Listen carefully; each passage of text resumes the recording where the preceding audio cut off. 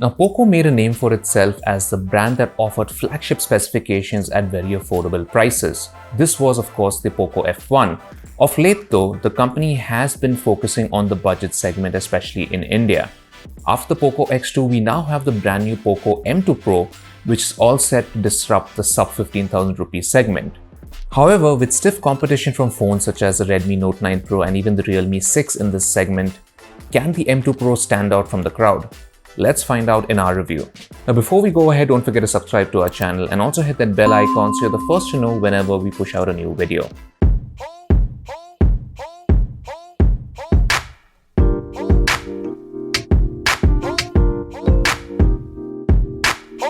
The Poco M2 Pro has an attractive design and is built well, but it also looks very similar to the Redmi Note 9 Pro. Everything including the buttons, ports, hole punch in the display and even the rear camera bump lines up perfectly. The Poco M2 Pro feels a little hefty and large in the hand, but I did get used to the weight after a few days. The fingerprint sensor is embedded in the recessed power button on the right and it authenticates you with a simple tap. Poco has used a 6.67-inch Full HD Plus LCD display with a cutout for the selfie camera.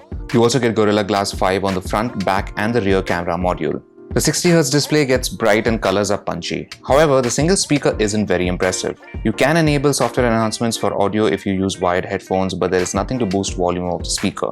Overall, the Poco M2 Pro feels very well built and it looks really good in this blue color. The similarities to the Redmi Note 9 Pro continue with the software. The Poco M2 Pro runs on MIUI 11, which is based on Android 10. Apart from having the Poco launcher as default, the features and functionality are very similar to what you get on Redmi devices. There's a full suite of first-party apps from Xiaomi and lots of third-party apps and games preloaded.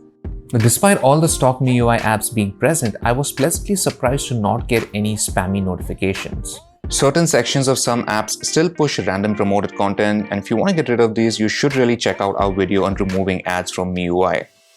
App and MIUI performance in general was superb throughout our review. This is largely thanks to the Qualcomm Snapdragon 720G SoC. Now the unit I'm using has 6GB of RAM and 64GB of storage, although you do get other variants too. Navigating through MIUI's interface felt snappy, multitasking worked well, and apps in general were quick to load.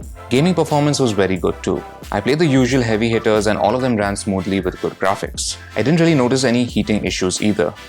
The Poco M2 Pro has 4 rear cameras which include a primary 48MP sensor, an 8MP sensor with a wide-angle lens, a 5MP macro camera and a 2MP depth camera. The Poco M2 Pro uses the same version of the MIUI camera app as the Redmi Note 9 Pro. And from what I could tell, the only real difference between the two phones in terms of functionality is that you can use night mode for the selfie camera on the M2 Pro. In daylight, the Poco M2 Pro's primary camera captured good-looking photos. Details were generally sharp in landscape shots and colors were vivid. The Pro color toggle lets you capture more saturated colors if needed. Close-ups look good too, although the camera app brightened colors a bit more than they were in the actual scene. The wide-angle camera produced noticeably weaker colors and details compared to the main sensor. Portrait mode worked well too, and the level of background blur could be adjusted. In low-light situations, the main and wide-angle cameras struggled with exposure and details. The camera app did a good job of suppressing noise, but the photos generally looked underexposed and zooming in revealed weak details. Night mode wasn't too effective either, barely doing anything to improve the image. Selfies shot under bright light looked good. Details and skin textures were generally well represented. In low light, shots were decent as long as there was enough ambient light around. The M2 Pro supports video recording up to 4K 30fps. Videos shot at this resolution had a very warm color tone and colors looked quite exaggerated. There's also no stabilization here. Stepping down to 1080p, videos looked better thanks to stabilization and colors had a more natural tone. Low light performance wasn't great and videos generally looked a bit underexposed and grainy.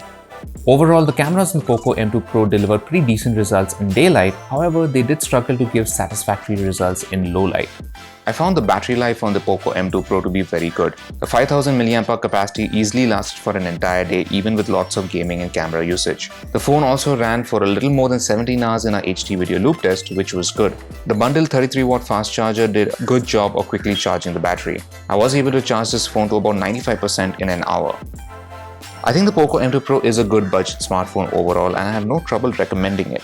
In a lot of ways, you could think of it as a Redmi Note 9 Pro with quicker charging at a similar price. The Poco M2 Pro offers good build quality, a sharp display, solid battery life and good performance.